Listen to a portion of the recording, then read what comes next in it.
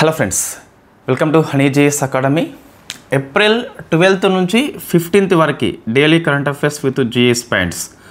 So మనకి ఎక్కువ articles ఏం లేవండి ఈ 4 daysలో. అన్నీ ఈజీ ఆర్టికల్స్ ఉన్నాయి, బట్ ఫేమస్ ఆర్టికల్స్ ఉన్నాయి.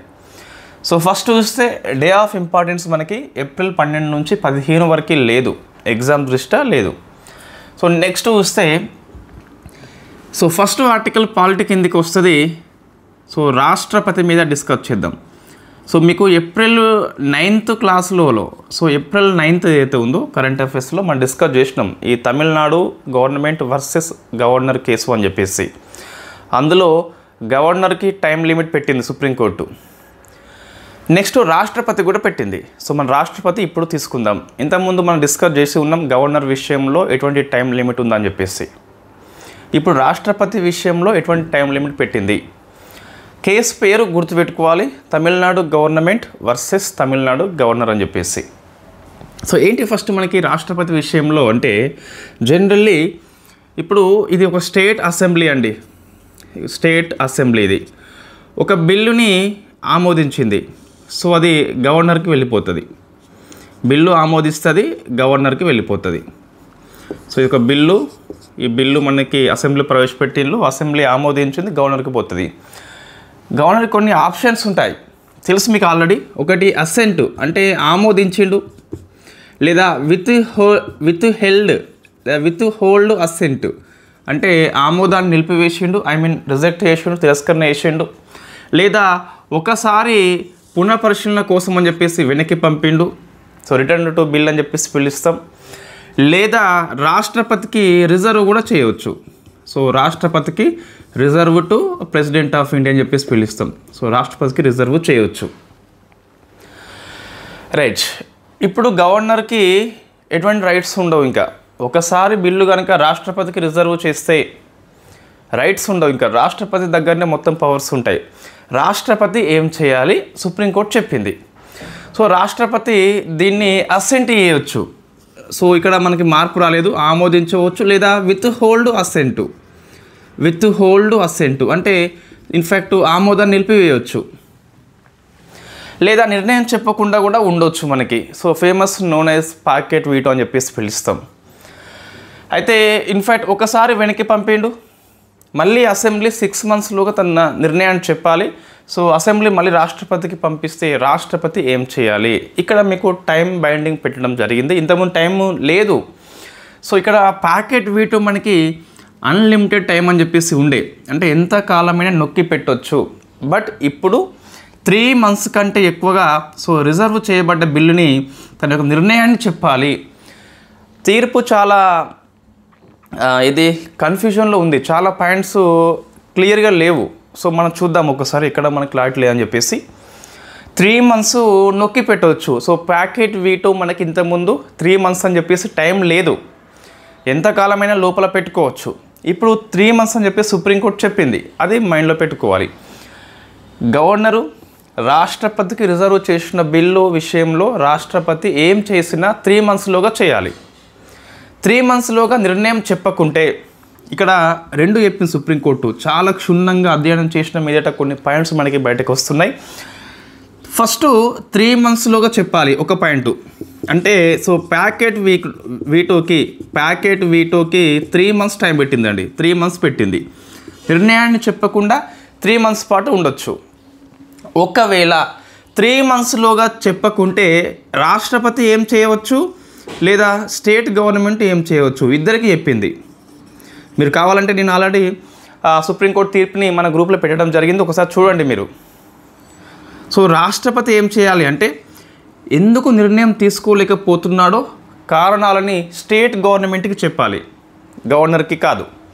రాష్ట్రపతి ఏం చేయవచ్చు, నిర్ణయం తీసుకోలేకపోతున్నా ఈ రీజన్స్ వల్ల అని స్టేట్ గవర్నమెంట్కి చెప్పాలి. ఒకవేళ 3 monthsలో నిర్ణయం తీసుకోలేదు, కారణాలు చెప్పలేదు, స్టేట్ గవర్నమెంట్ ఏం చేయొచ్చు అంటే సుప్రీంకోర్టుని అప్రోచ్ కావచ్చు.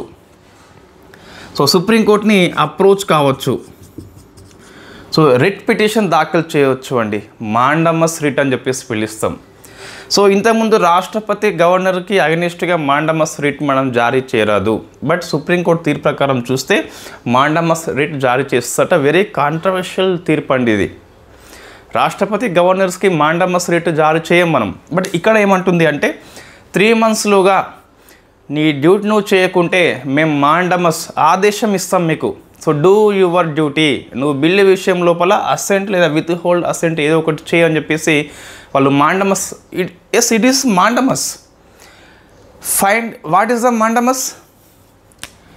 ఇన్ సింపుల్ వర్డ్స్ మనం సింపుల్ చూస్తే ఫైండ్ అండ్ ఎగ్జిక్యూటివ్. ఒక ఎగ్జిక్యూటివ్ని మనము సో ఫైండ్ చేయాలి ఫస్ట్. ఇక్కడ రాష్ట్రపతి చేసినాం.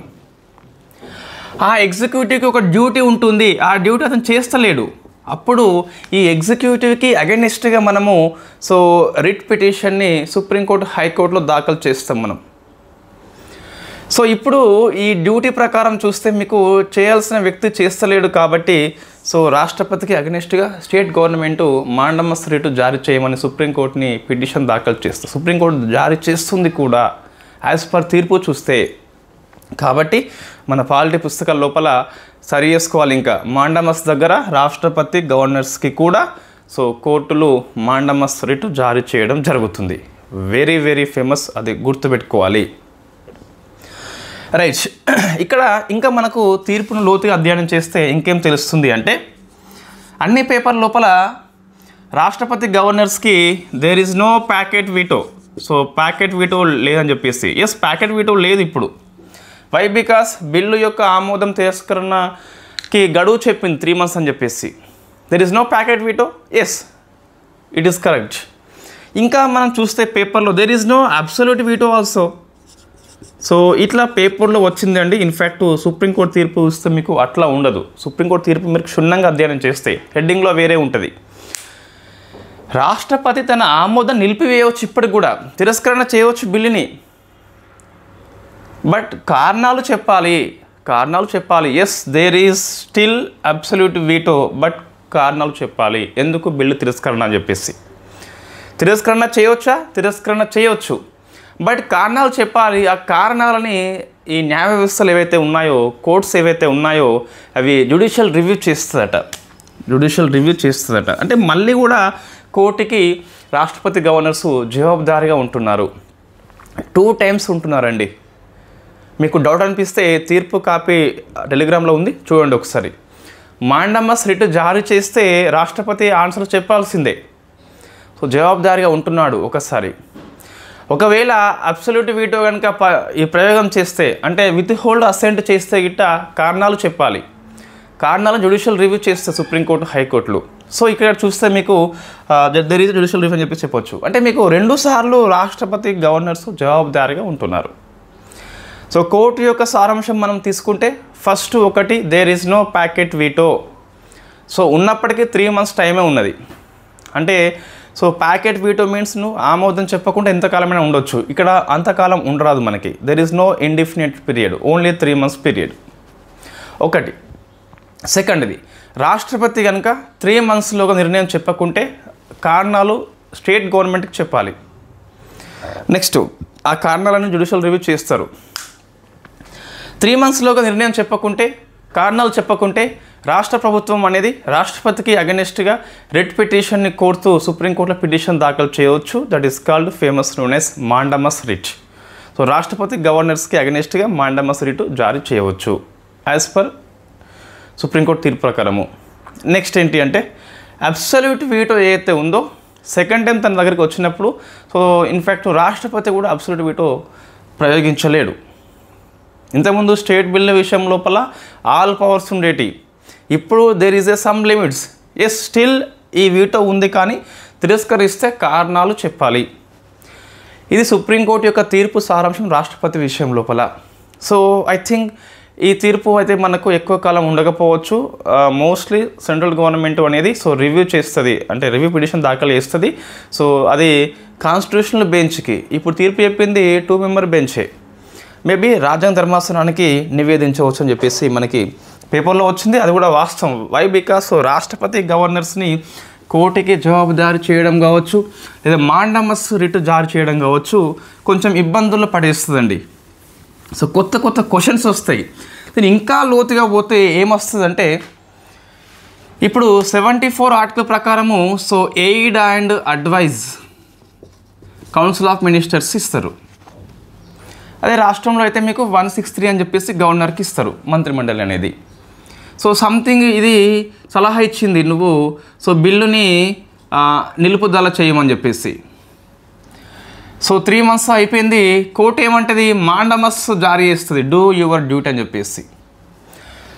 మంత్రిమండలి డోంట్ అని చెప్పి చెప్తే సుప్రీంకోర్టు డూ అని చెప్పి చెప్తుంది. సో రాష్ట్రపతి కన్ఫ్యూజ్ అయిపోతుంది. సో చాలా ప్రాబ్లమ్స్ ఉన్నాయి తీర్పు వల్ల. This is not contempt of court. మనం కోర్టు యొక్క తీర్పుని ధిక్కరణ చేయట్లేదు, ఓన్లీ దానిలో ఉన్న సో ఈ మెరిట్స్ డిమెరిట్స్ డిస్కస్ చేస్తున్నాం అంతే. ఇది క్లియర్ అండి. ఎగ్జామ్లో వస్తే ఏం చేయాలి, so as per Tamil Nadu government versus governor ప్రకారము there is a mandamus writ for రాష్ట్రపతి అండ్ గవర్నర్ అని చెప్పేసి గుర్తుపెట్టుకోవాలి. రెండవసారి స్టేట్ బిల్లు రాష్ట్రపతికి వస్తే అబ్సల్యూట్ వీటో ఉంటుంది, స్టిల్ ఉంటుంది, కానీ కారణాలు చెప్పాలి తిరస్కరణ చేస్తే. ఆ కారణాలని, ఆ కాజెస్ని సుప్రీంకోర్టు రివ్యూ చేస్తుంది. రైట్, ఇది నోట్స్లో ఇంతగా ఉండకపోవచ్చు అండి. అంటే నోట్స్లో ఇదంతా మనం రాయలేము. సో నోట్స్లో నేను ఎగ్జామ్ పాయింట్ ఆఫ్ వ్యూలో రాసిన పాయింట్స్ సరిపోతుంది. ఇంకోటి సుప్రీంకోర్టు ఏమంటుంది అంటే, నువ్వు రాష్ట్ర బిల్లులో వచ్చినప్పుడు ఎందుకు పెండింగ్లో పెడుతున్నావు అంటే నీకు సో డౌట్స్ వస్తున్నాయి. సో ఇప్పుడు గవర్నరు ఒక బిల్లు పంపిండు, రాష్ట్రపతికి పంపిండు, రాష్ట్రపతి ఎందుకు చాలా కాలం పాటు నొక్కి పెడుతున్నాడు అని చెప్పేసి చూస్తే రాష్ట్రపతికి ఆ బిల్లు అనేది సో సరిగ్గా అర్థం కావడం లేదు.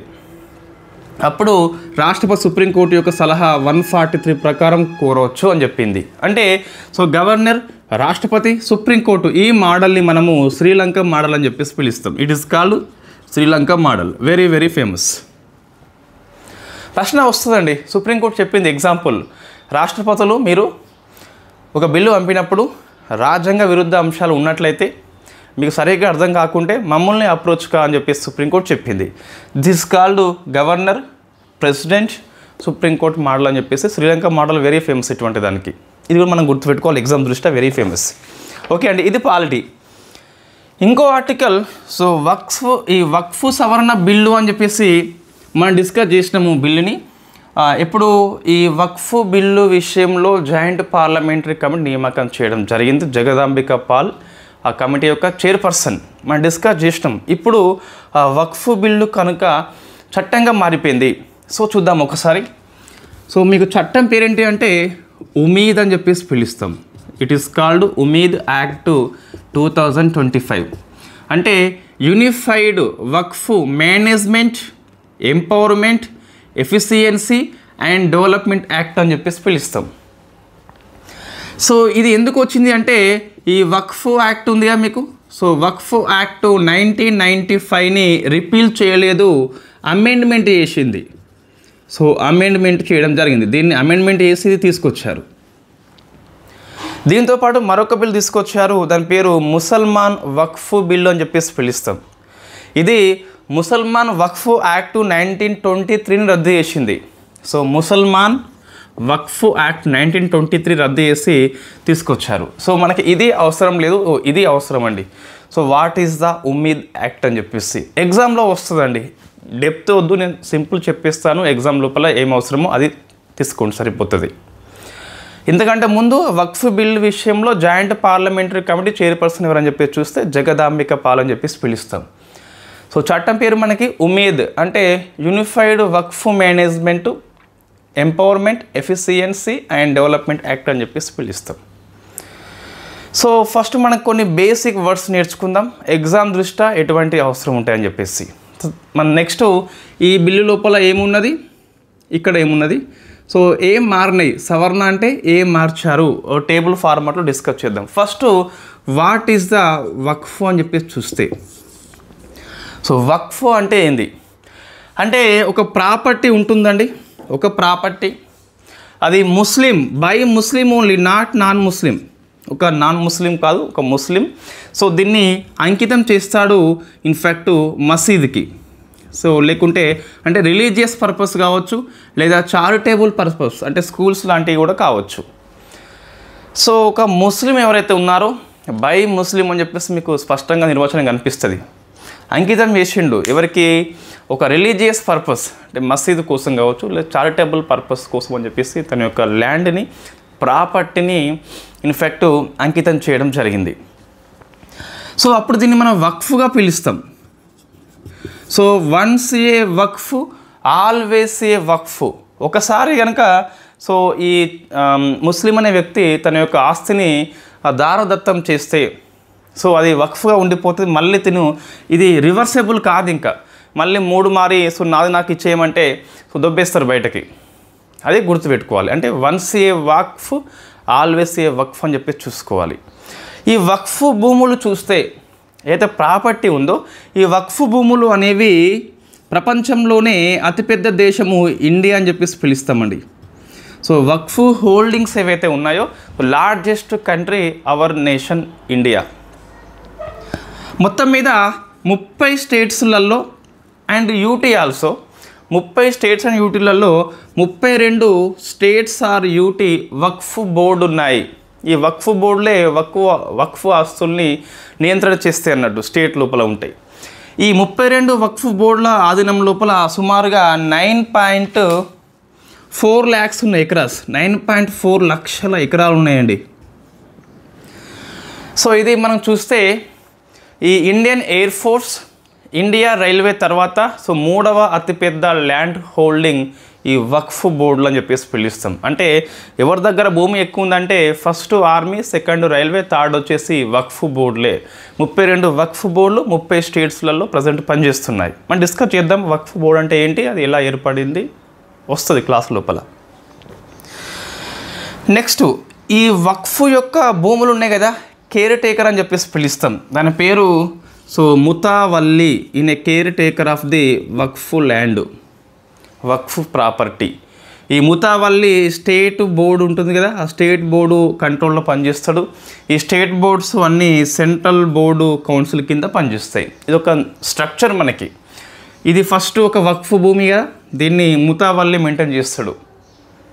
ఆయన వక్ఫ్ అంటే వక్ఫ్, నాదంటే నాది. ఈయనే స్టేట్ వక్ఫ్ బోర్డు కంట్రోల్లో పనిచేస్తాడు. ఈ స్టేట్ వక్ఫ్ బోర్డు అన్నీ కూడా సెంట్రల్ వక్ఫ్ కౌన్సిల్ కింద పనిచేస్తాయి. సో మనకి వక్ఫ్ యొక్క చట్టాలు చూస్తే ఆఫ్టర్ ఇండిపెండెన్స్ డిస్కస్ చేస్తున్నాం మనం. 1954లో ఫస్ట్ వక్ఫ్ యాక్ట్ వచ్చింది. దీని ప్రకారం మనము స్టేట్ వక్ఫ్ బోర్డు అని చెప్పేసి ఏర్పాటు చేసుకున్నాం. అంటే ఇవి చట్టబద్ధ సంస్థలు. తర్వాత వీటి కంట్రోల్ కోసం అని చెప్పేసి 1964లో మనము సెంట్రల్ వక్ఫ్ కౌన్సిల్ని ఏర్పాటు చేసినాం. సో ఇది ఎందుకు పనిచేస్తుంది అంటే స్టేట్ వక్ఫ్ బోర్డులని రెగ్యులేట్ చేస్తుంది. సో 1954 చట్టం ప్రకారం ఏర్పడింది కాబట్టి చట్టబద్ధ సంస్థగా మనం పిలుస్తాం. It is a statutory body అని చెప్పేసి పిలుస్తాం. తర్వాత ఈ వక్ఫ్ యొక్క మరింత మంచి మెరుగైన నిర్వహణ కోసం అని చెప్పేసి వక్ఫ్ 1995 యాక్ట్ తీసుకొస్తాం. ఇందులో కొన్ని లోపాలు మనకు కనిపిస్తున్నాయి. ఆ లోపాలు సవరణ చేస్తూ వచ్చిందే ఉమీద్ యాక్ట్ అని చెప్పేసి ఉన్నది. సో మీకు మసాలా పాయింట్స్ దొరుకుతలేవు ఇక్కడ, అంటే మతము ఇంకా లాక్కోవడము అవి కనిపిస్తలేవు. బట్ మనం సబ్జెక్టే డిస్కస్ చేస్తాం. సో ఇది ఏంటండి, సో బేసిక్స్ ఇది. ఇప్పుడు మనం డిస్కస్ చేద్దాము ఈ చట్టం లోపల ఏమున్నది. మీకు ఏమర్థం కావాలి అంటే వాట్ ఈస్ ద వక్ఫ్ అని చెప్పేసి చూసుకోవాలి. ముస్లిము అంకితం చేయబడ్డ రిలీజియస్ పర్పస్, చారిటబుల్ పర్పస్ యొక్క ప్రాపర్టీ పేరే వక్ఫ్గా పిలుస్తాం. ఈ వక్ఫ్ ఏదైతే ఉందో ఇండియాలో ప్రపంచంలోనే అతిపెద్ద వక్ఫ్ భూములు ఇండియాలో ఉన్నాయి. సో మనము ఆర్మీ, రైల్వే తర్వాత థర్డ్ అని చెప్పేసి పిలుస్తాం. 30 స్టేట్స్ అండ్ యూటీలో 32 బోర్డు కింద 9.4 లక్షల ఎకరాలు కనిపిస్తున్నాయి. సో ఈ వక్ఫ్ యొక్క రెస్పాన్సిబిలిటీ నిర్వహణ వచ్చేసి ముతావల్లి చేస్తాడు, ఒక ఆఫీసర్. ఇన్ఫ్యాక్ట్ వీళ్ళ ఆధ్వర్యం లోపల వక్ఫ్ భూములు నిర్వహణ చేయడం జరుగుతుంది. సో ఇది 1954 చట్టము, ఇది 1995 చట్టం. ఇప్పుడు ఈ 95 చట్టం లోపల కొన్ని లోపాలు మనకు కనిపిస్తున్నాయి. అంటే సో వక్ఫ్ భూముల మీద ఈ ముతావల్లి యొక్క ప్రభావం ఎక్కువ కనిపిస్తుంది, స్టేట్ బోర్డుల యొక్క ప్రభావం ఎక్కువ కనిపిస్తుంది. దీనివల్ల మెరుగైన నిర్వహణ జరగట్లేదని చెప్పేసి, లోపాలు ఉన్నాయని చెప్పేసి ఒక కొత్త సమగ్రమైన బిల్లు తీసుకొచ్చారు. ఇండియా మొత్తము ఒకే రకంగా ఉండాలని చెప్పేసి యూనిఫైడ్ బిల్లు తీసుకొచ్చారు. సో జగదాంబిక పాలని చెప్పేసి ఆయన సిఫార్సులు చేసిండు. సో దాని ప్రకారమే ఈ బిల్లు తీసుకురావడం జరిగింది. సో మనం డిస్కస్ చేద్దాము 1995 చట్టం లోపల ఏమి ఉన్నది, ఈ ప్రశ్న ఇక్కడ పడుతుందండి. నెక్స్ట్ 2025 చట్టం లోపల ఏమి ఉన్నది, ఇక్కడ ప్రశ్న పడుతుంది కంపల్సరీ, ఇక్కడ ప్రశ్న పడుతుంది, గుర్తుపెట్టుకోవాలి. సో మన ఫస్ట్ పాయింట్ ఏంటని చెప్పి చూస్తే ఫార్మేషన్ ఆఫ్ వక్ఫ్. ఇంగ్లీష్లో ఉండదండి, తెలుగు వర్డ్స్ మనకి అంత మంచిగా ఉండవు. సో ఫార్మేషన్ ఆఫ్ వక్ఫ్ అంటే వక్ఫ్ అని చెప్పేసి ఎలా ఏర్పాటు చేయవచ్చు. 95 చట్టం లోపల ఏముంటుంది, ఒక ముస్లిము డిక్లేర్ చేసిండు ఈ భూమి వక్ఫ్ భూమిగా ఇస్తున్నా అని చెప్పేసి, అట్లా చేయవచ్చు. అంటే ఒక భూమి ముస్లిం భూమి అది తను ఇచ్చాడు వక్ఫ్ కోసం అని చెప్పేసి, సో దాన్ని మనం వక్ఫ్గా పిలుస్తాం. So by declaration. సెకండ్ ఏంటి అంటే మనకు, సో ఇక్కడ బై లాంగ్ టర్మ్ యూజ్ అండి. అంటే అది ఎవరిచ్చిందో తెలియదు కానీ చాలా రోజుల పాటు మీకు ఇది వక్ఫ్ భూమిగా ఉన్నది.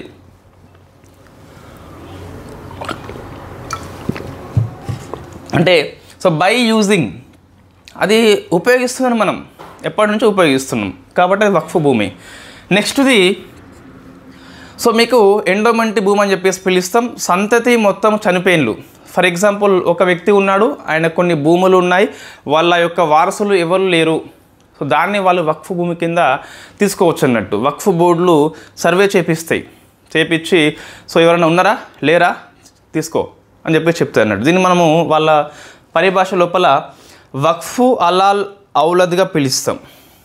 సో ఏంటి వక్ఫ్ అలాల్, సో ఔలాద్ ఏంటంటే సంతానము వారసత్వం లేకుంటే ఆ భూమిని వక్ఫ్ భూమిగా స్టేట్ బోర్డు డిక్లేర్ చేస్తుంది. సో ఇది ఇంతకుముందు ఇన్ని రకాలుగా వక్ఫ్ భూమిగా మనం చేయవచ్చు అండి. ఇప్పుడు ఇట్లా కాదు. సో ఎవరైనా ఒక వ్యక్తి 5 years ముస్లిమ్స్ లేదా ఇస్లాం ప్రాక్టీస్ చేయడం ద్వారా సో అతను ఇన్ఫ్యాక్ట్ తన యొక్క సొంత భూమిని మాత్రమే ఇవ్వచ్చు.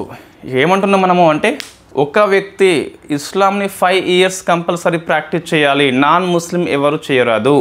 సో ఒక 5 years ఇస్లాం ప్రాక్టీస్ చేసి అప్పుడు తన యొక్క వక్ఫ్ భూమిని వక్ఫ్ భూమిగా మార్చవచ్చు. సో ఇక్కడ ఈ సొంత ఆస్తి ఇచ్చేటప్పుడు ఆ మహిళల యొక్క ఆస్తి హక్కులు కూడా కౌంట్ చేయాలి మనము. సో మహిళలకు కూడా తమ యొక్క సంతానం ఉంటుంది కదా, సో చెల్లెళ్ళు ఉంటారు కదా, వాళ్ళకు కూడా ఆస్తి హక్కులు ఉంటాయి, వాళ్ళు కూడా అనుమతి తీసుకోవాలన్నట. సో ఇది 5 years అని చెప్పేసి. ముస్లిం లోపల ఫెయిత్ ఆధారంగా అంటే విశ్వాసం ఆధారంగా ఇస్లాం ఉంటుంది, కానీ ప్రాక్టీస్ ఆధారంగా ఉండదని చెప్పేసి వాళ్ళ యొక్క వాదన. మనం డిస్కస్ చేస్తున్నాం ఇక్కడ, కాంట్రవర్సీ స్టేట్మెంట్స్ కాదని చెప్పేది. రిలీజియస్ పర్పస్లో ఉన్న విశ్వాసం ఏంటి, ఇక్కడ ఉన్నది ఏంటి అని చెప్పేసి చూస్తున్నాం మనం. So Muslim by faith not by practice అని చెప్పేసి వాళ్ళ ఇస్లాంలో ఉన్న ఒక సూత్రం అట అది. దీన్ని వాళ్ళు విభేదిస్తున్నారు. 5 years ప్రాక్టీస్ ఏంటని చెప్పేసి. ఇస్లాం మతాన్ని ఎవరైతే సో తీసుకుంటే వాళ్ళంతా ముస్లిమ్సే కదా, మళ్ళీ 5 years రూల్ ఏంటని చెప్పేసి వాళ్ళు చెప్పడం జరుగుతుంది. రైట్, ఇక్కడ నేను చెప్పేది సో బిల్లులో ఏమి ఉన్నది, ఎక్కువ మంది యొక్క విమర్శ ఏంటి, ఎగ్జామ్ పాయింట్ ఆఫ్ వ్యూలో this is not politics, this is complete polity related to our syllabus. So next అయిపోయింది. నెక్స్ట్ ఏంటి అంటే గవర్నమెంట్ ప్రాపర్టీ అనేది, సో గవర్నమెంట్ ప్రాపర్టీ ఉంటుంది కదా, ప్రభుత్వ భూములు అనేది వక్ఫ్గా ఉండవచ్చా ఆ విషయంలో చూస్తే ఇక్కడ ఎటువంటిది నిబంధన లేదు మనకి. ఇక్కడ కలెక్టర్ సర్వే చేపించి అది గవర్నమెంట్ భూమి అయితే గవర్నమెంట్ భూమి, వక్ఫ్ అయితే వక్ఫ్ అని చెప్పి చెప్పడం జరిగింది. అంటే ఇంతకుముందులో సో మనకి లేదు, ఒక్కసారి గవర్నమెంట్ భూమి అనేది వక్ఫ్ అయితే ఇంకా వక్ఫ్గానే ఉండిపోతుంది, రివర్స్ రాదు. బట్ ఇప్పుడు ఏంటి అంటే మనకి సో నిజంగా దాని మీద ఆరోపణలు వచ్చినప్పుడు కలెక్టర్ డిస్ట్రిక్ట్ మెజిస్ట్రేట్ సర్వే చేయించి దాని యొక్క నెగ్గు తేల్చడం జరుగుతుంది.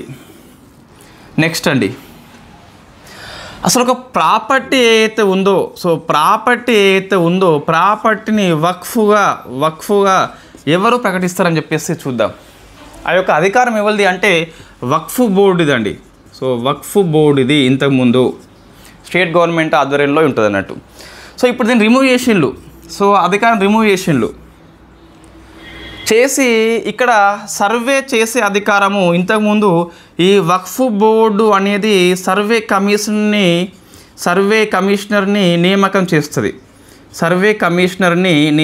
చేస్తుంది. ఆయన సర్వే చేసి ఇట్ ఈజ్ వక్ఫ్ అంటే వక్ఫే, ఇంకా ఇక్కడ మీరు మొత్తుకున్న లాభం లేదు. ఇప్పుడు సర్వే కమిషనర్ని తీసిపడేసిండ్రు. వై? బికాస్ వక్ఫ్ బోర్డు కంట్రోల్లో పనిచేస్తారు కాబట్టి. అట్లా కాకుండా డిస్ట్రిక్ట్ కలెక్టర్కి ఇవ్వడం జరిగింది.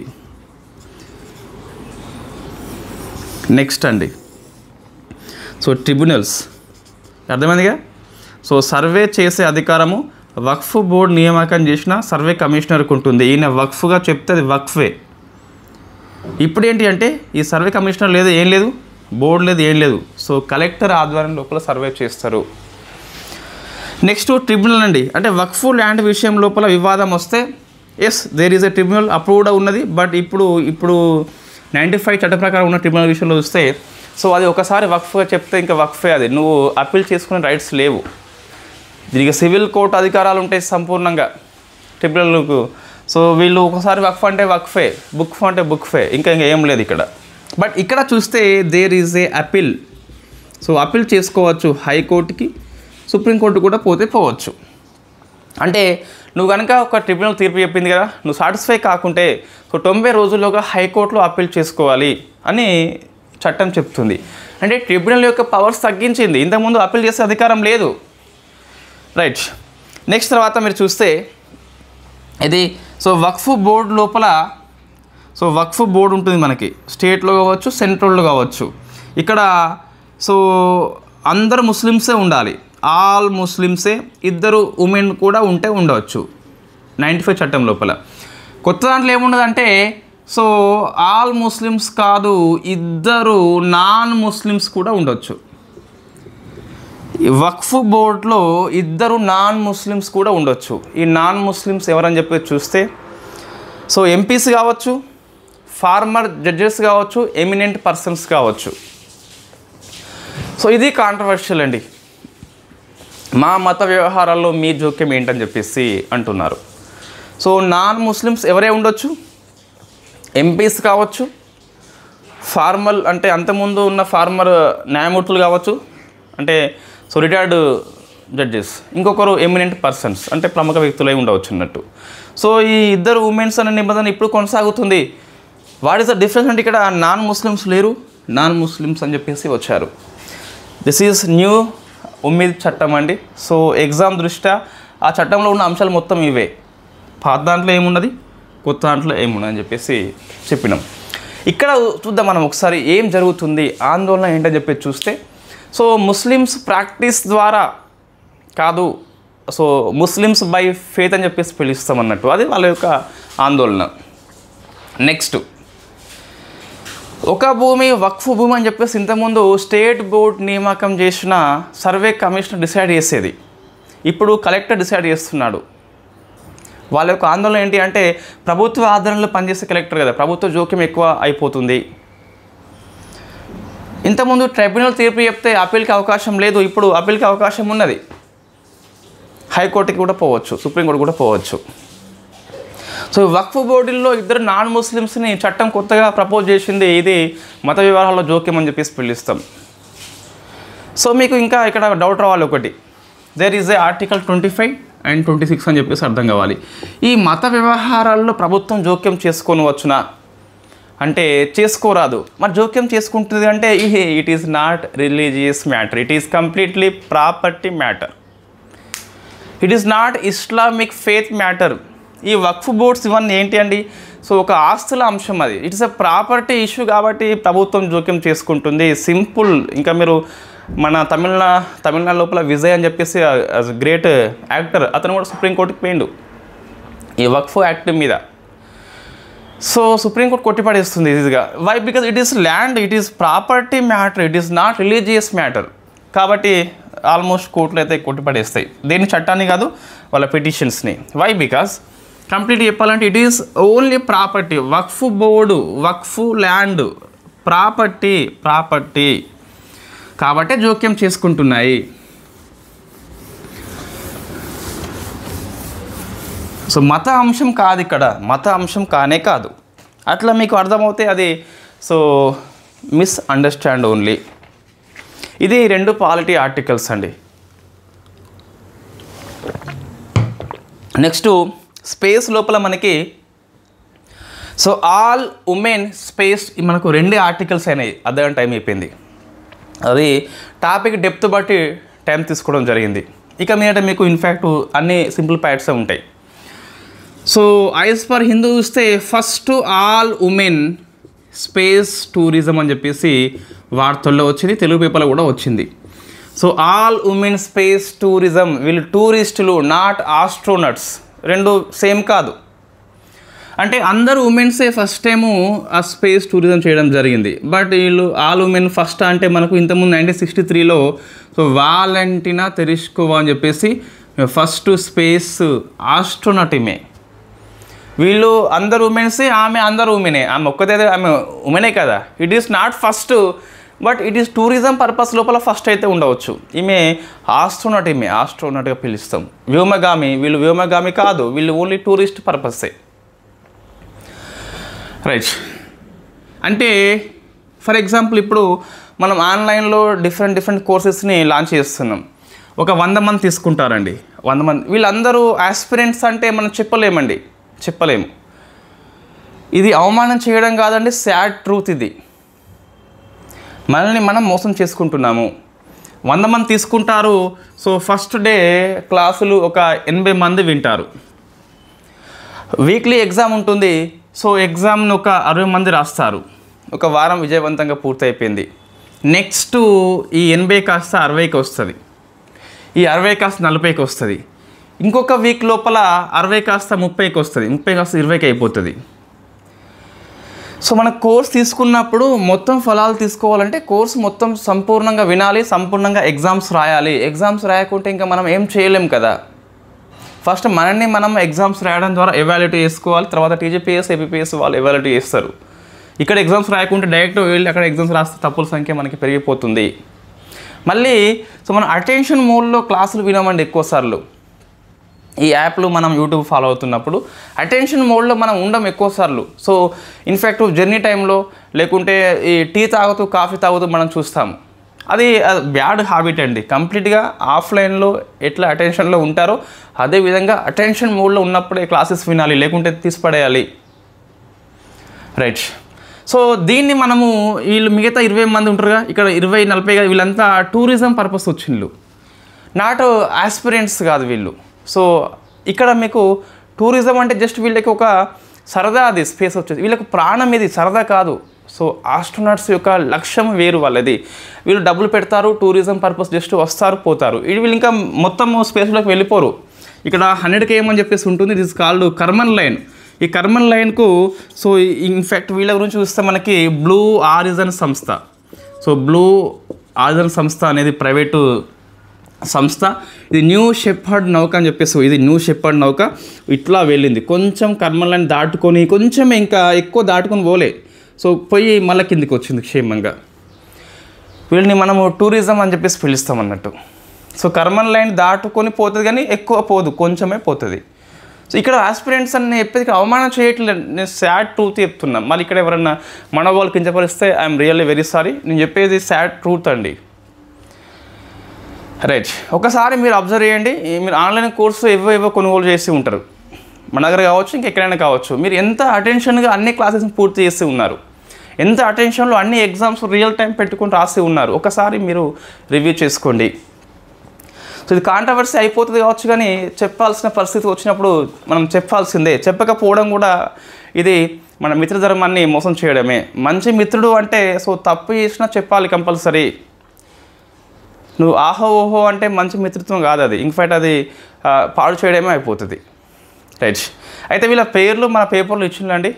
నాకు అటువంటి పెద్ద మనకు అవసరం లేదు. మొత్తం 7 ఏమో పోయినట్టున్నారు కదా, ఆ 7 పేర్లు మనం గుర్తుపెట్టుకోలేం. బట్ కొంతమంది అవసరము. వాళ్ళు చూస్తే ఈ జెఫ్ బెజోస్ మన అమెజాన్ యొక్క స్థాపకుడు కదా. సో ఈ సంస్థ అతనిదే. వాళ్ళ భార్య, ఐ మీన్ కాబోయే భార్య, ఇంకా అవ్వలేదు, చెప్పలేము, అవ్వచ్చు కాకపోవచ్చు. సో కాబోయే భార్య, ఆమె పేరు లారెన్ సాంచేజ్. ఆమె ఉంది కాబట్టి ఈయన భార్యని కాబట్టి ఎగ్జామ్ లోపల వస్తే రావచ్చు. సో లారెన్ సాంచేజ్, జెఫ్ బెజోస్కి కాబోయే భార్య. ఇంకోళ్ళు పాప్ సింగర్ అండి. సో ఆమె పేరు కేట్ పెర్రీ అని చెప్పేసి పిలుస్తాం. సో కేటీ పెర్రీ అని చెప్పేసి. సో ఈ పెర్రీ ఉంది, ఇన్ఫ్యాక్ట్ ఆ లారెన్స్ అని చెప్పేసి ఉంది. ఇద్దరు పేర్లు అవసరం, మిగతా పేర్లు అవసరం అంటే మీకు ఇంకా పేపర్లో కనిపిస్తుంది, అది రాసుకోవచ్చు. నెక్స్ట్ అండి, సో డిఫెన్స్ ఆర్టికల్ ఒక 2 ఆర్టికల్స్ ఉన్నాయి, అవి చిన్న ఆర్టికల్సే. ఒకటి ఆర్టికల్ మనం డిస్కస్ చేయడం జరిగింది. ఏంటి అంటే అది గౌరవ్ అని చెప్పేసి పిలుస్తాం. సో గౌరవ్ ఇందాక చెప్పిన ఎగ్జాంపుల్ లోపల 100-80 ఉంది కదా, ఒకవేళ కండిషన్స్ కనుక అనుకూలంగా లేకపోయినప్పుడు ఇట్లా కొన్నిసార్లు అయితే కావచ్చు. మళ్ళీ వీళ్ళు అటెన్షన్ మోడ్లోకి వస్తారు, వాళ్ళని ఉద్దేశించి కాదు నేను చెప్పేది. అంటే మనకు కొన్నిసార్లు ఫ్యామిలీ సందర్భాలు ఉంటాయి, so there is some issues ఉంటాయి. సో అటువంటి సందర్భం లోపల yes it is acceptable, but ఇదే మనకు కంటిన్యూ కావద్దని చెప్పి చెప్తున్నా.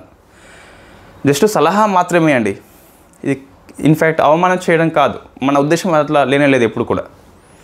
రైట్, ఈ 100-80 కాస్త 100-90, 100-100 చాలా హ్యాపీ మనం ఫీల్ అవుతాం. సో మన గౌరవం అని చెప్పేసి పిలుస్తాం. ఇది లాంగ్ రేంజ్, సో దీర్ఘ శ్రేణి డైలీ కన్సిస్టెన్సీగా మనం ఫాలో కాకపోనవచ్చు. కొన్నిసార్లు మనకి వర్క్ ఉంటాయి.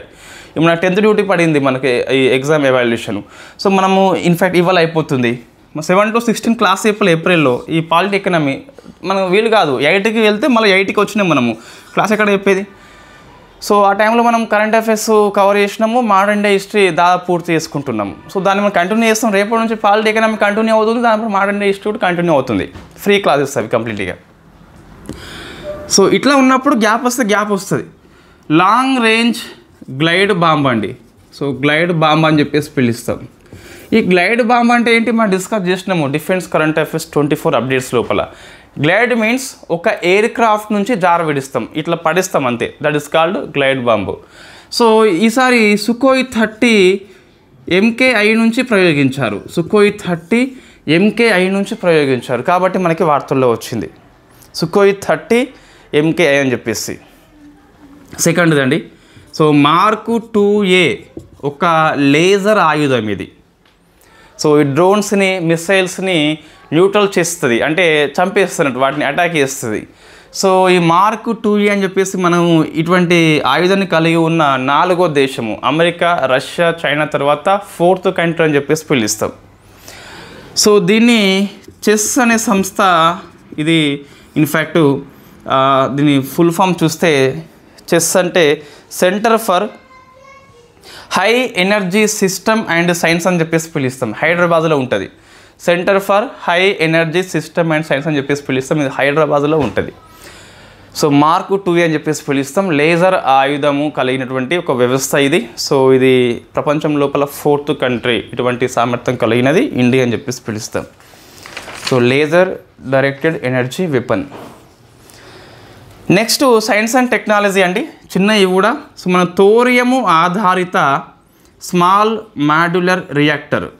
సో ఈ ఏర్పాటు కోసం అని చెప్పేసి మహారాష్ట్ర ప్రభుత్వము, స్టేట్ గవర్నమెంటు, దాంతోపాటు రష్యా సంస్థ, సో రోసాటమ్ అని చెప్పేసి పిలుస్తాం, ఇవి 2 ఒప్పందం చేసుకున్నాయి. సో థోరియం ఆధారిత small modular reactor. Small means చిన్నగా ఉంటుంది, 300 MW జనరేట్ చేస్తుంది. సో ఇది థోరియంతో పనిచేస్తుంది. ఇటువంటిది మహారాష్ట్ర ఒప్పందం చేసుకుంది ఈ రొసాటమ్ సంస్థతోని. So there is a controversial issue, why because nuclear అణు ఒప్పందాలు అనేవి సెంట్రల్ గవర్నమెంట్ చేసుకోవాలి, ఇది స్టేట్ లిస్ట్లో ఉన్న అంశం కాదు. అయితే మహారాష్ట్ర ప్రభుత్వము, సో మీకు బీజేపీ ఉంది కాబట్టి అక్కడ కూడా సెంట్రల్ గవర్నమెంట్కి ఆమోదం తీసుకోవడం జరిగింది అంటే, కాబట్టి ఈ ఒప్పందం అమల్లోకి వస్తుంది, ఎటువంటి ఇబ్బంది లేదు.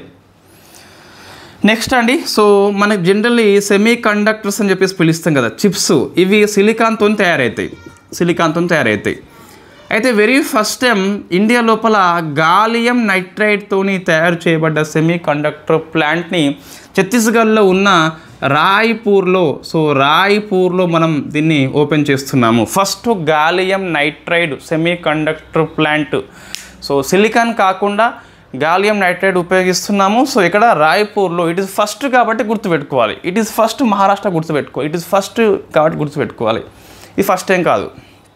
రైట్, నెక్స్ట్ ఇది మనం డిస్కస్ చేసినామండి, ఇరాన్ అమెరికా మధ్య అణు చర్చలు పునఃప్రారంభమైనాయి. సో ఇరాన్ అణు ఒప్పందం అనేది మనకి ఎప్పుడు వార్తల్లో ఉంటుందండి. సో ఫస్ట్ స్టేజ్ అనేది ఒమన్లో అయిపోయింది, 2వ స్టేజ్ చర్చలు వచ్చేసి రోమ్లో కండక్ట్ చేస్తున్నాం మనం. సో ఒమన్ గుర్తుపెట్టుకోవాలి, రోమ్ గుర్తుపెట్టుకోవాలి.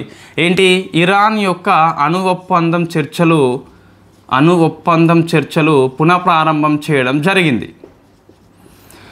సో ఏంటి అంటే జనరల్గా మనం డిస్కస్ చేసినామండి, ఇరాన్ అణ్వాయుధాలు తయారు చేసుకోకుండా ఉండేందుకు ఉన్న ఒప్పందం మనకి సో P5 పవర్ ఆఫ్ 5 అని చెప్పేసి పిలుస్తాం. America, Britain, China, France, Russia veto powers ఉంటాయి కదా, అవి plus Germany plus European Union, ఇవి అన్నీ కూడా ఇరాన్తోని డైలాగ్స్ కండక్ట్ చేస్తున్నాయి, నువ్వు అణ్వాయుధాలు తయారు చేసుకోవద్దని చెప్పేసి.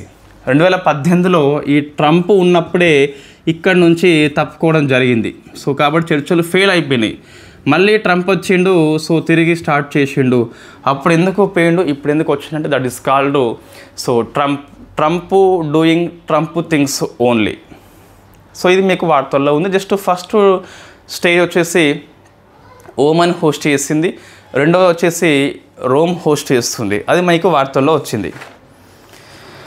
నెక్స్ట్ ఇంకోటి క్యూ షీల్డ్ అని చెప్పేసి వార్తల్లో ఉంది. షీల్డ్ మీన్స్ మీకు రక్షణ కల్పిస్తుంది కదా. సో ఈ క్వాంటమ్ టెక్నాలజీ మనకి వార్తల్లో ఉంటుంది. క్వాంటమ్ టెక్నాలజీ లోపల సైబర్ క్రైమ్ రాకుండా కాపాడే సిస్టమ్ ప్లాట్ఫామ్ పేరు క్యూ షీల్డ్గా అని చెప్పేసి పిలుస్తాం. ఇట్ ఈస్ వరల్డ్ లోపల ఫస్ట్ అండి మనకి ఇటువంటి ఏర్పాటు చేసుకున్నాము. నేషనల్ క్వాంటమ్ మిషన్ కింద సో ఐఐటి మద్రాస్ యొక్క ఇంక్యుబేటర్ అయిన QNU సంస్థ, సో ఇది దీన్ని రూపొందించింది. QNU ఐఐటి మద్రాస్ యొక్క ఇంక్యుబేటర్ నేషనల్ క్వాంటమ్ మిషన్ కింద దీన్ని ప్లాట్ఫామ్ తయారు చేయడం జరిగింది. It is quantum security platform అని చెప్పేసి పిలుస్తాం అన్నట్టు. So Q shield, QNU labs గుర్తుపెట్టుకోవాలి. నెక్స్ట్ పర్యావరణ అంశాలు ఒక 3 ఉన్నాయండి. ఆ 3 కూడా వెరీ ఫేమస్. అంటే ఆయా కేటగిరీ లోపల ఫస్ట్ అండి. జనరల్లీ ఇండస్ట్రీస్ యొక్క పొల్యూషన్ ఆధారంగా వాటిని 4 రకాలు డిసైడ్ చేస్తారండి. So central pollution control board వచ్చేసి ఈ పొల్యూషన్కి రేటింగ్ ఇస్తుంది. ఆ రేటింగ్ ఆధారంగా మనము వాటిని కొన్ని కలర్స్ ఇస్తాం మనం. ఫర్ ఎగ్జాంపుల్ 20 కంటే పొల్యూషన్ ఇండెక్స్ అని చెప్పేసి 20 కంటే తక్కువ ఉన్నట్లయితే సో దాన్ని మనము సో వైట్ ఇండస్ట్రీగా పిలుస్తాం. 21 నుంచి 40 కనుక ఉన్నట్లయితే దాన్ని మనం గ్రీన్ ఇండస్ట్రీగా పిలుస్తాం, గ్రీన్ ఇండస్ట్రీ. 41 to 60 ఉంటే గిట్ట దాన్ని మనము ఆరెంజ్ ఇండస్ట్రీగా పిలుస్తాం, ఆరెంజ్ ఇండస్ట్రీగా. 61 కంటే ఎక్కువ ఉంటే గిట్ట దాన్ని మనము సో రెడ్ ఇండస్ట్రీగా పిలుస్తాం అన్నట్టు. ఇట్లా మన పరిశ్రమల వర్గీకరణ సెంట్రల్ పొల్యూషన్ కంట్రోల్ బోర్డ్ అని చెప్పేసి చేస్తుంది అన్నట్టు. ఏపీపీఎస్సీ వాళ్ళకి ఇది వెరీ ఫేమస్ టాపిక్ వాస్తవంగా. రైట్, ఇప్పుడు ఏమైంది అంటే కొత్త మార్పులు వచ్చినాయండి. సో ఈ వైట్ని ఈ 20ని కాస్త వాళ్ళు సో కొత్తగా బ్లూ ఇండస్ట్రీస్ అని చెప్పేసి కొత్తగా యాడ్ చేసిండ్రు. బ్లూ అంటే సో పర్యావరణ కాలుష్య ఉద్గారాలు చాలా తక్కువ ఉంటాయి మీకు. ఈ వైట్ని ఇంకా వాళ్ళు డివైడ్ చేయలేదు. వైట్ మీన్స్ 20 కంటే తక్కువ ఇండెక్స్ వాల్యూ, ఇది 20 కంటే తక్కువనే. అయితే దీన్ని వైట్ కంటే ఇంకా తక్కువ కేటగిరీ ఉంటుంది అన్నట్టు. 0 ఎమిషన్స్ ఏం కాదు. ఇండస్ట్రీ మీన్స్ ఎంతో కొద్ది వస్తుంది మనకు ఎమిషన్స్ అనేవి. ఈ 20ని వాళ్ళు ఇంక కేటగిరీ చేయలేదు. మేబీ ఇది 11 to 20 ఉంటే ఉండొచ్చు, ఇది 10 కంటే బిలో ఉంటే ఉండొచ్చు, నేను ఇంకా చెప్పలేదు. కానీ కొత్తది వచ్చింది. సో కమిటీ నియామకం చేస్తున్న వాళ్ళు ఆ కమిటీ రిపోర్ట్ ఇచ్చిన తర్వాత 20ని వాళ్ళు డివైడ్ చేస్తారు అన్నట్టు. ఇప్పుడు ఏమర్థం కావాలి, పరిశ్రమల నుంచి వచ్చే వ్యర్థాల ఆధారంగా పొల్యూషన్ ఇండెక్స్ వాల్యూ బట్టి మీకు కొత్తది వచ్చింది, that is called blue industries. So మీకు తప్పుగా పోతుంది ఆన్సరు. ఎమిషన్స్ తక్కువ వస్తే ఈ పదం మనం ఉపయోగిస్తాం. సో గ్రీన్ కాదు, బ్లూ అని చెప్పేసి గుర్తుపెట్టుకోవాలి. సో కేటగిరీ ఎంత మనకి ఇంకా ఏం చెప్పలేదు, మన నెక్స్ట్ మ్యాగజైన్ లోపల వస్తుంది అన్నట్టు. నెక్స్ట్ చూస్తే సెకండ్ది, సో ఇప్పుడు మనం షిప్పింగ్ చేస్తాం కదా ఈ సముద్ర వ్యాపారం అని చెప్పేసి, ఈ షిప్పింగ్ ద్వారా వచ్చే ఎమిషన్స్ అనేది మనము నెట్ జీరో చేయాలి. నెట్ జీరో ఎమిషన్ అని చెప్పేసి 2050 కల్లా లక్ష్యం పెట్టుకున్నాము. సో ఇంటర్నేషనల్ మారిటైమ్ ఆర్గనైజేషన్ సంస్థ దీన్ని ఆమోదించింది. సో 63 కంట్రీస్ సైన్ చేసినాయి, ఇండియా కూడా సైన్ చేయడం జరిగింది. ఏంటిది, ఈ షిప్పింగ్ రంగం లోపల సో గ్లోబల్ ఫ్రేమ్వర్క్గా పిలుస్తాం దీన్ని. 2050 నాటికి నెట్ జీరో ఎమిషన్స్ అచీవ్మెంట్ కావాలన్నట. ఈ ఒప్పందం ఫస్ట్ది. సముద్ర వ్యాపారం విషయం లోపల ఎటువంటి ఎమిషన్స్ రావద్దు 2050 కల్లా, ఫస్ట్ ఒప్పందం కాబట్టి బాగా గుర్తుపెట్టుకోవాలి. ఇండియా సంతకం చేసింది ఇండియా ప్లస్ అదర్ 62 అంటే 63గా మనం తీసుకుంటున్నాము. సో నెక్స్ట్ ఈ ఒప్పందం ఎప్పటి నుంచి అమల్లోకి వస్తుంది అంటే 2027 నుంచి అమల్లోకి వస్తుంది. 27 నుంచి అమల్లోకి వస్తుంది. 50 నాటికి మనం అచీవ్మెంట్ కావాలి. సో ఇది గుర్తుపెట్టుకోవాలి. నెక్స్ట్ అండి, సో ఈ గబ్బిలాల యొక్క సంఖ్యను లెక్కించాలి వాటి యొక్క ఉనికిని గుర్తింపు కోసం అని చెప్పేసి ఎవరు అంటే సో బెంగళూరులో పనిచేసే Indian institute for human settlement, Indian institution for human settlement బెంగళూరులో ఉంటుంది. ఈ సంస్థ ఒక ఏఐ టెక్నాలజీ రూపొందించింది. దాని పేరే బ్యాట్ ఎకో మ్యాన్గా పిలుస్తాం. So bat echo, so bat means గబ్బిలము, ఎకో మీన్స్ అది ధ్వని ఉంటుంది కదా మీకు ఎకో, సో ఎకో మాన్గా పిలుస్తాం. సో అంటే బ్యాట్ నుంచి వచ్చే ప్రధ్వని ఆధారంగా మానిటరింగ్ చేసి సో వాటిని లెక్కింపు చేస్తారు, వాటి యొక్క గుర్తింపు చేస్తారట. ఇది IIHS సంస్థ తొలిసారి గుర్తించి. ఇట్ ఈస్ AI టెక్నాలజీ కాబట్టి మనం గుర్తుపెట్టుకోవాలి, అంతే సరిపోతుంది. నెక్స్ట్ అండి, ఆర్ట్ అండ్ కల్చర్ మనకు హిస్టరీలో ఇన్ఫ్యాక్ట్ మొన్న జలియన్వాలా బాగ్ ఉదంతం April 13 కదా. సో అప్పుడు PM మోడీ గారు మన ట్వీట్ చేసిండు, శంకరన్ నాయర్ గురించి చెప్పిండు. సో శంకరన్ నాయర్ ఎవరంటే మనం డిస్కస్ చేసినామండి ఇన్ఫ్యాక్ట్ జలియన్వాలా బాగ్ క్లాస్ లోపల. సో మన PM మోడీ చెప్పిండు కాబట్టి మనం మళ్ళీ డిస్కస్ చేస్తున్నాం, మనకు అచ్చని చెప్పేసి కాదు ఇక్కడ. సో ఏంటి ఇన్ఫ్యాక్ట్ ఇతను 1919 రౌల చట్టం వచ్చినప్పుడు దాన్ని సమర్థించిండు ఇతను. సో నెక్స్ట్ ఇతను వైస్రాయ్ యొక్క ఎగ్జిక్యూటివ్ కౌన్సిల్లో మెంబర్గా చేరిన ఫస్ట్ వ్యక్తి కూడా. సో ఇన్ఫ్యాక్ట్ ఎడ్యుకేషన్ మినిస్టర్ అంటే ఇతను వైస్రాయ్ యొక్క ఎగ్జిక్యూటివ్ కౌన్సిల్ లోపల వన్ ఆఫ్ ది మెంబర్.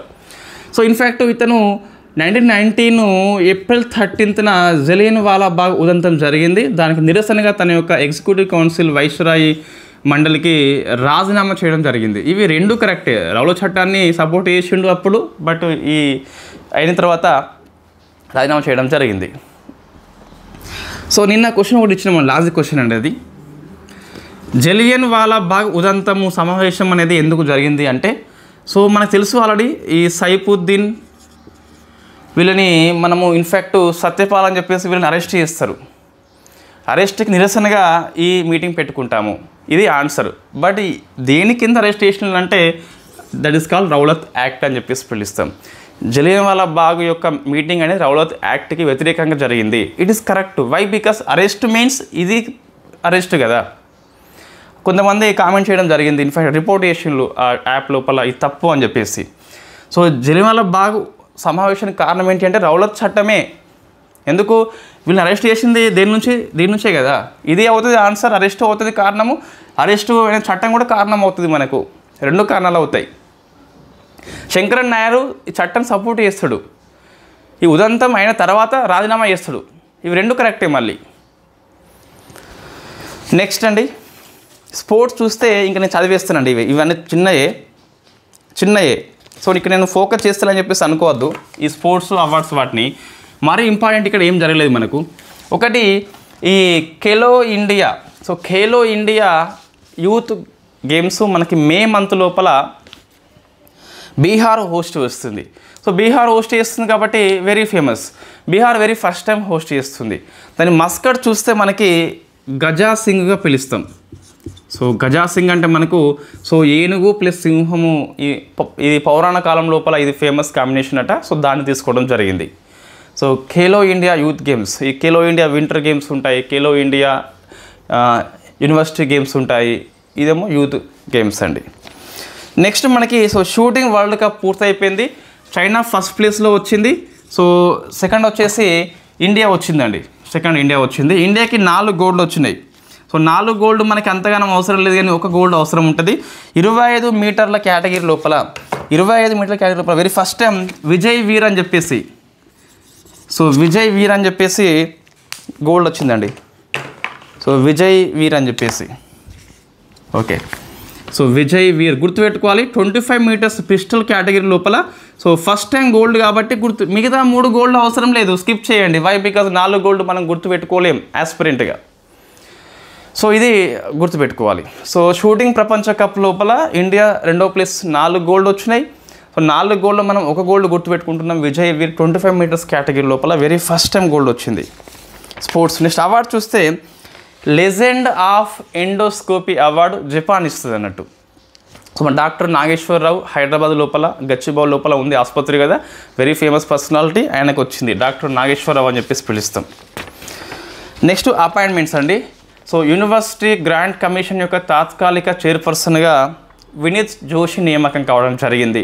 మన మామిడి జగదీష్ కుమార్ మన తెలంగాణ విరమణ చేసిండు కాబట్టి ఈ జోషి కొత్తగా వచ్చిండు university grant commission. Next Tahawwur Rana అని చెప్పేసి అమెరికా ఆ నేరస్తుని మనకి అప్పగించింది. సో ఈ 26/11 ముంబై దాడి లోపల ఇతను ఒక నేరం చేయడం జరిగింది. రైట్. నెక్స్ట్ కుమీదిన్ లఖియా అని చెప్పేసి మరణించింది. ఈమె కూచిపూడి లోపల వెరీ ఫేమస్, కథక్ లోపల వెరీ ఫేమస్. ఈమెకు last year Padma Vibhushan award కూడా రావడం జరిగింది. నెక్స్ట్ అండి, సో తెలంగాణ కరెంట్ అఫైర్స్ చూస్తే ఎస్సీ సబ్ కేటగిరీషన్ మనకి మనం ఈ వక్ఫ్ చట్టం ఉంది కదా, అది ఏప్రిల్ 8 నుంచి అమల్లోకి వచ్చిందండి. మనం దాన్ని మర్చిపోయినాం. సో వక్ఫ్ చట్టం ఏప్రిల్ 8 నుంచి, రాష్ట్రపతి ఏప్రిల్ 5న సంతకం చేసిండు, పార్లమెంట్ ఏప్రిల్ 4న ఆమోదించింది. ఈ ఎస్సీ వర్గీకరణ మనకు ఏప్రిల్ 14న అమల్లోకి వచ్చిందండి. 18th మార్చిన అసెంబ్లీ ఆమోదించింది, 8th ఏప్రిల్న గవర్నర్ ఆమోదించారు. So central sub committee cabinet sub committee వచ్చేసి ఉత్తమ్ కుమార్ రెడ్డి పనిచేస్తున్నాడు. సో మొత్తం మనకి 59 కులాలు ఉన్నాయి కదా, సో 3 గ్రూప్ చేయడం జరిగింది.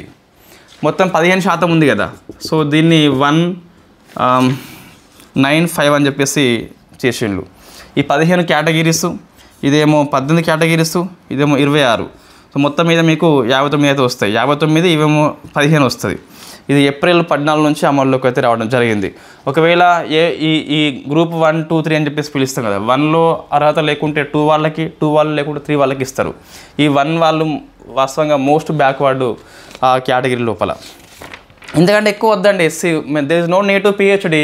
సో ఈ 15 కులాలు ఏంటి, ఈ 18 ఏంటి, అట్లా ఎవరు అడగరు, అవసరం లేదు కూడా. నెక్స్ట్ చూస్తే తెలంగాణ ఇంకా సునావత్ అశ్విన్ అని చెప్పేసి వార్తల్లో ఉంది. సునావత్ అశ్విన్ ఈమె చనిపోయింది వాస్తవంగా ఎప్పుడో. సో ఇన్ఫ్యాక్ట్ మన భారతీయ వ్యవసాయ సంస్థ కొత్త శనగ వంగడాన్ని డెవలప్మెంట్ చేసింది. ఆ వంగడానికి ఈ అశ్విని పేరు పెట్టడం జరిగింది, అందుకు మనకి వార్తల్లో వచ్చింది. సో శనగ వంగడానికి ఈ అశ్విని పేరు పెట్టారు కాబట్టి మనకి వార్తల్లో వచ్చింది. ఇవి ఏప్రిల్ 12, 13, 14, 15 కరెంట్ అఫైర్స్ అండి. సో లాస్ట్లో మనం ఏం స్కిప్ చేయలేదు, కంప్లీట్గా చెప్పడం జరిగింది. ఎస్సీ వర్గీకరణ మీరు పెద్ద వ్యాసం అవసరం లేదు, సరిపోతుంది. సో ఇట్ ఈస్ ఎనఫ్ అండి మనకు కంప్లీట్గా. సో ఇది జస్ట్ ఎన్ని కులాలు ఉన్నాయి, ఆ షమీం అఖ్తర్ కమిషన్ గుర్తుపెట్టుకోవాలి, అది కూడా వెరీ ఫేమస్. ఆ సబ్ కమిటీ చైర్పర్సన్ గుర్తుపెట్టుకోవాలి, గవర్నర్ ఎప్పుడు ఆమోదించారు, అసెంబ్లీ ఎప్పుడు ఆమోదించింది, ఎప్పుడు నుంచి అమల్లోకి వచ్చింది, ఎవరికి ఎంత శాతం అని చెప్పేసి చూసుకోవాలి. అంతేగాని ఈ 15 కులాలు ఎవరు వద్దది. నెక్స్ట్ మనకి సో భూ భారత్ చట్టం అని చెప్పేసి ఉంది కదా, ఇది కూడా ఏప్రిల్ 14న అమల్లోకి వచ్చింది. ఇది మనం డిస్కస్ చేద్దాం, నెక్స్ట్ మ్యాగజైన్లో డిస్కస్ చేద్దాం. సో ఇది మోసపోవద్దండి, ముందే చెప్తున్నా. జీపీఓ మనకి సిలబస్ ఇంకా చెప్పలేదు. సిలబస్లో కనుక ఈ చట్టము ఉంటే ఒక విధంగా అధ్యయనం చేయాలి. నేను చెప్పేది మీకు అర్థమవుతుందని చెప్పేసి అనుకుంటున్నా. ఈ భూభార చట్టం కనుక సిలబస్లో స్పెషల్లీ మెన్షన్ చేస్తే ఒక విధంగా అధ్యయనం చేయాలి. అట్లా కాకుండా ఏం మెన్షన్ చేయాలనుకోండి, జస్ట్ దీనిలో ఉన్న హైలైట్స్ అధ్యయనం చేయాలి. రెండు ఒకే రకంగా అధ్యయనం చేయొచ్చు. చాలామంది తొందర మార్కెటింగ్ చేసుకోవాలని చెప్పేసి ఇన్ఫ్యాక్ట్ ఇది పుస్తకం రిలీజ్ చేయవచ్చు, పెద్ద పుస్తకాన్ని 100 పేజీలది, లేదా క్లాసెస్ అనేది ఒక కొన్ని గంటల పాటు చెప్పవచ్చు. ఎప్పుడు మనకి ఇదంటే ఈ సిలబస్లో ఉన్నట్లయితే అట్లా చేయాలి. సిలబస్లో లేనప్పుడు ఒక 10 పేజీలకు మించకుండా నోట్స్ తీసుకోవాలి, 1 అవర్ మించకుండా క్లాస్ తీసుకోవాలి, అంతే. మన ఇంపార్టెన్స్ ఇచ్చేది దాన్ని బట్టి ఇవ్వాలి. సిలబస్లో లేనప్పుడు ప్రతి సెక్షను అట్లా అవసరం లేదండి. హైలైట్స్ మనం డిస్కస్ చేద్దాం కరెంట్ అఫైర్స్ క్లాస్ లోపల ఫ్రీగా. సో మీకు ఈరోజు సాయంత్రం నేను ఈ మ్యాగజైన్ని మన యాప్లో అప్లోడ్ చేస్తాను. సో రేపు మీకు లేదా ఎల్లుండి ఈ ఒక 40 MCQ ఉంటుంది. ఈ 15 రోజులు ఏప్రిల్ 1 to 15 దాకా సో MCQ ఉంటుంది. సో మన 10th క్లాసు డ్యూటీ దృష్ట్యా కొంచెం వెనుకబడ్డాం మనం ఈ 2-3 రోజులు. సో కాబట్టి మీకు రేపు ఎగ్జామ్ పెట్టాము, ఎల్లుండి ఎగ్జామ్ పెడదాము. సో 40 MCQ ప్రాక్టీస్ చేయండి compulsory. So group 1, group 2, group 3 ఇవి మనం ఫోకస్ చేస్తున్నాం మెయిన్గా. అయితే ఈ ఎప్పుడు ఉంటాయి అంటే మరి ఈ మంత్లో ఉండవండి, ఈ మంత్లో ఉండవు, మే మంత్లో కూడా అవకాశం లేదు. రివైజ్డ్ జాబ్ క్యాలెండర్ ఇవ్వాలి. సో మనకున్న సోర్స్ బట్టి చూస్తే మేబీ జూన్ 2న సో ఒకేసారి గ్రూప్ 1, 2, 3 రావచ్చు అండి. లేదా రివైజ్ క్యాలెండర్ లోపల ఆర్డర్లో ఇచ్చినా కూడా మనం చెప్పలేము. సో 2 అవకాశాలు ఉన్నాయి. జూన్ 2 తెలంగాణ ఆవిర్భావం కాబట్టి మేబీ ఈ ప్రభుత్వం లోపల ఫస్ట్ గ్రూప్ 1, 2, 3 కాబట్టి సో పెద్ద సంఖ్య లోపల ఖాళీలు ఉండేలా ప్లాన్ చేసి ఇట్లా ఇవ్వచ్చు. లేదా సో ఒకటి గ్రూప్ 1 ఫస్ట్ ఎప్పటికైనా, గ్రూప్ 2 నెక్స్ట్, గ్రూప్ 3 థర్డ్ అట్లా ఇస్తే ఇవ్వచ్చు. అంటే విడుదల వారిగా ఇవ్వచ్చు, ఒకేసారి కూడా ఇస్తే ఇవ్వచ్చు. ఒకేసారి ఇచ్చినప్పటికీ ఎగ్జామ్ టు ఎగ్జామ్ మధ్య మనకి టైం అయితే ఉంటుంది.